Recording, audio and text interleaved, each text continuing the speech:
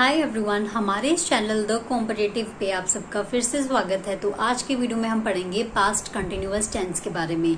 तो देखिए, past continuous tense को हम पढ़ने के लिए सबसे पहले हम प्रेजेंट कंटिन्यूअस टेंस को याद करते हैं। प्रेजेंट कंटिन्यूअस टेंस में हमने क्या पढ़ा था? रहा है, रही है, रहे है। ऐसा काम जो लगातार प्रेजेंट में चल रहा हो वो तो था प्रेजेंट कंटिन्यूअस। तो पास्ट में भी यही रूल है। ऐसा काम जो आपके भूतकाल में लगातार चल रहा था, इसमें आएगा रहा था, रही थी और रहे थे। ये इसकी हिंदी में पहचान है।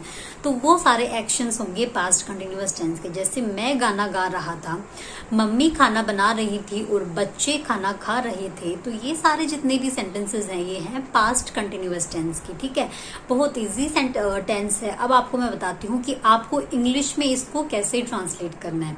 इसका हम लोग स्ट्रक्चर समझ लेते हैं। तो सबसे पहले आपको क्या करना है? सब्जेक्ट लगाना है, कर्ता लगाना है। जो काम करता है उसको हम बोलते हैं सब्जेक्ट।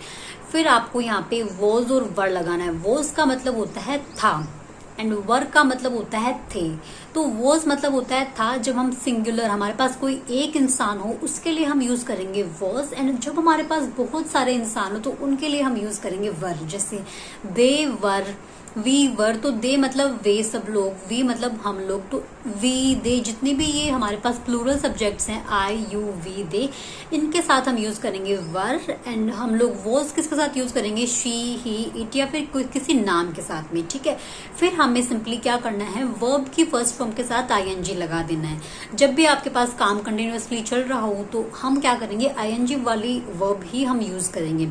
फिर आपको ऑब्जेक्ट यूज करना है। जैसे मुझे बोलना हो कि मैं खाना खा रही थी, तो आप इसको इंग्लिश में बोलेंगे I was eating food, right. आपको बोलना हो कि मैं खाना नहीं खा रही थी, तो आप सिंपली कहेंगे I was not eating food. And अगर मैं चाहती हूँ कि मैं इसका इंट्रोगेटिव बनाऊं, इसका क्वेश्चन बनाऊं, तो सिंपली मैं बोल सकती हूँ वॉज आई ईटिंग फूड। इस तरह से आपको बोलना हो कि मम्मी खाना बना रही थी, तो आप इसको इंग्लिश में बोलेंगे my mother was making food. मेरी मम्मी खाना बना रही थी। तो काफी इजी सा स्ट्रक्चर है। प्लीज आप इसको ट्राई करें।